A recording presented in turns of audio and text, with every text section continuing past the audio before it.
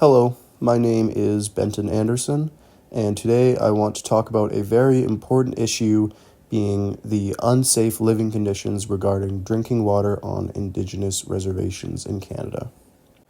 Before I begin, I would like to acknowledge that I am speaking and living on the unceded territory of the Snuneymuxw First Nation, who have cared for this place for many, many generations and will continue to.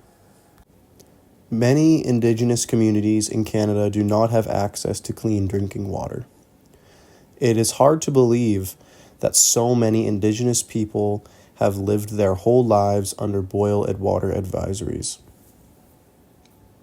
This means that they have to boil their water before it's safe to drink, which is a basic necessity that many people take for granted. Around the world, over 2 billion people do not have clean drinking water. It's shocking that Canada allows its First Peoples to face such problems. It is very disgusting. Today I will be talking about a story that my grandmother told me about her friend who is an Indigenous woman from Kamloops. She had lived on a reservation her entire life at this point. Her community had been on long-term boil advisory for her entire life. One summer, a bad storm had hit the community and had washed even more contaminants into the river. This river was the main water source for this Indigenous community. Her father had decided to drink the water regardless because they were out of bottled water, and a few days later he became ill. When he visited the hospital, doctors had discovered he had kidney damage caused by the contaminated water. He developed permanent kidney damage from the contaminated water. This story is very saddening, and it really shows how devastating this problem really is for Indigenous peoples and communities. Let's look at the Hollow Water First Nation.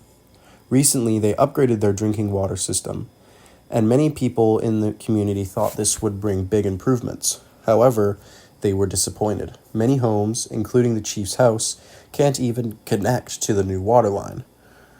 While they are bringing in clean water, the cisterns and plumbing that carry the water to the homes are still dirty. This completely defeats the purpose of the upgrade. Lisa Raven, who has lived in Hollow Water for over 20 years, states, "Even my plants, I'll use bottled water to water my plants." This quote just shows how bad the water is in her community. The Canadian government seems to think that simply putting in new water lines is enough to solve the problem, but they need to do much more. They should upgrade the cisterns and replace the old plumbing. The fact that Lisa won't even use the water for her own plants is alarming and highlights how serious the issue is in Hollow Water. So my question is, when will the Canadian government finally make real changes? They have promised to help, but it often feels like it's just talk. According to truenorthaid.ca, 10% of Indigenous communities don't have any kind of water system. They don't have clean water, and in some cases, they don't have water at all. For a country that prides itself on being developed, this situation is unacceptable. It's disturbing that the people who have lived here for thousands of years have to deal with these problems that have been created by the government. Thank you for listening. My name is Benton Anderson.